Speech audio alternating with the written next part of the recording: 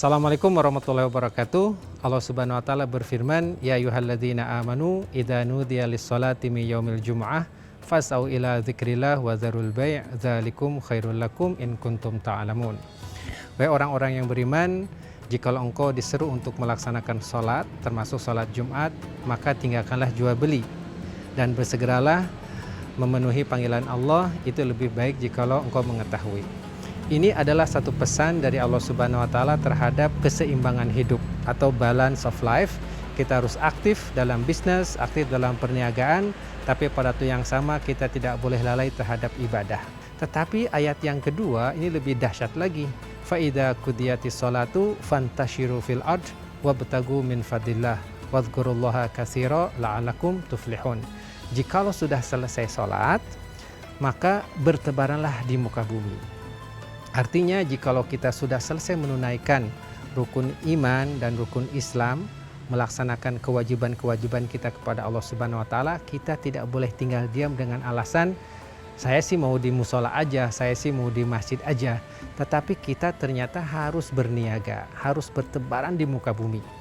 Nah, di sini pesan dari Allah ternyata fantashiru. Kata ulama, al-amru tufidul wujub. Bertebaranlah. Di mana bertebaranlahnya? Ternyata bukan di Indonesia, ternyata bukan hanya di Jakarta, ternyata bukan hanya di Jawa Barat, tetapi fil ardi. Go to the global market. Artinya kita disuruh untuk menjadi pemain global. Kita harus masuk ke Amerika, kita harus masuk ke Selandia Baru, masuk ke Australia, masuk ke Eropa, masuk ke China. Untuk apa? Ternyata bukan untuk jalan-jalan, tetapi wabtagu min fadillah, dan carilah rezeki Allah. Apa yang dimaksud dengan rezeki Allah di sana? Artinya kita harus berniaga, artinya kita harus ekspor, artinya kita harus membawa goods and services. Kita harus bersaing dengan pasar China, bersaing dengan pasar-pasar global lainnya.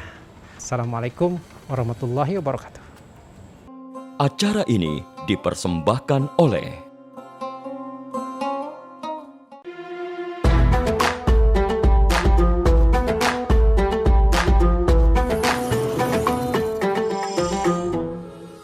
Assalamualaikum warahmatullahi wabarakatuh. Kaum muslimin dan muslimat rahimakumullah. Islam bukan saja mengatur hubungan kepada Allah Subhanahu wa taala, tetapi Islam juga mengatur hubungan manusia dengan manusia, hubungan manusia dengan alam sekitarnya. Ini artinya Islam punya dimensi sosial. Bahkan dimensi sosial ini lebih besar daripada dimensi ubudiyah. Nabi kita Muhammad sallallahu alaihi wasallam bersabda, "Innama bu'itsu liutammima makarimal akhlak." Sesungguhnya aku diutus untuk menyempurnakan akhlak manusia. Akhlak menjadi barometer kualitas manusia. Tanpa akhlak maka manusia bisa hina, bahkan lebih hina daripada binatang.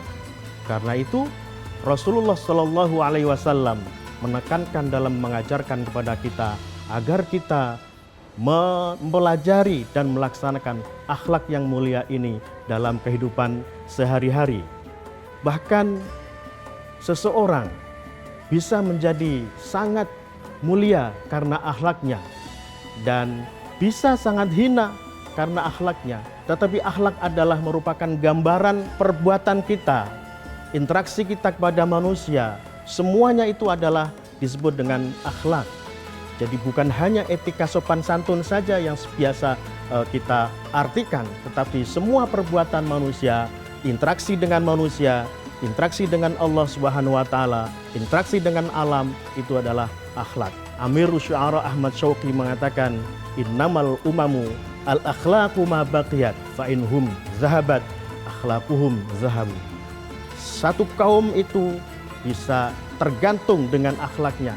Jika akhlaknya hancur, maka hancur pula kaum tersebut. Demikian, semoga bermanfaat bagi kita semua. Wallahul muwaffiq ila aqwamit thoriq. Wassalamualaikum warahmatullahi wabarakatuh. acara ini dipersembahkan oleh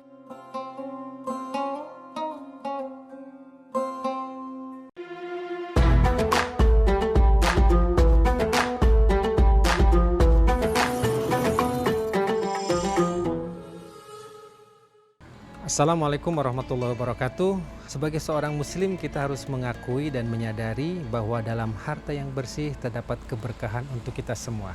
Betapa tidak, karena income yang dibawa oleh seorang ayah itu kemudian dimasak oleh ibu, kemudian diberikan sebagai susu, sebagai bubur untuk bayinya. Bayi itu akan tumbuh tulangnya, matanya, kakinya, darahnya dari makanan tadi. Maka hampir bisa dipastikan jikalau sumbernya itu baik dan bersih, maka akan berkahlah sang bayi itu.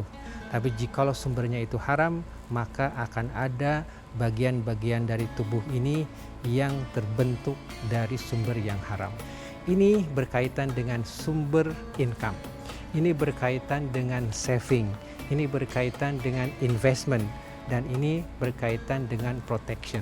Jikalau kita memastikan bahwa sumber-sumber ini adalah halal, maka insya Allah ini akan menjadikan keberkahan. Allah Subhanahu wa Ta'ala dalam surat Hud menegaskan, Ya qaumi astaghfiru rabbakum tsumma tubu ilaih yursilis sama alaikum midrara wa yazidkum quwwatan ila quwwatikum wa la takunu mujrimin. Wahai kaumku, hendaklah engkau meminta ampun kepada Tuhanmu dan bertaubat kepadanya. Niscaya engkau akan diberikan hujan berupa kelimpahan dari Allah Subhanahu wa Ta'ala yang begitu banyak. Wa yazidkum quwwatan ila quwwatikum, kemudian kamu akan dikuatkan, akan dinaikkan berupa salesnya, berupa volume transaksinya, dan berupa kemudahan penagihannya. Wala takunu mujrimin. Nah, disinilah Allah Subhanahu wa Ta'ala menegaskan janganlah termasuk orang-orang yang membuat kerusakan. Korupsi adalah one of the biggest crime. Karena dia merusak anggaran, karena korupsi bisa merusak hutan, karena korupsi bangunan infrastrukturnya yang harusnya bagus kemudian diambil sebagiannya, akhirnya dia rubuh sebelum diresmikan. Harta bersih membawa keberkahan, harta yang tidak bersih membawa kehancuran. Assalamualaikum warahmatullahi wabarakatuh. Acara ini dipersembahkan oleh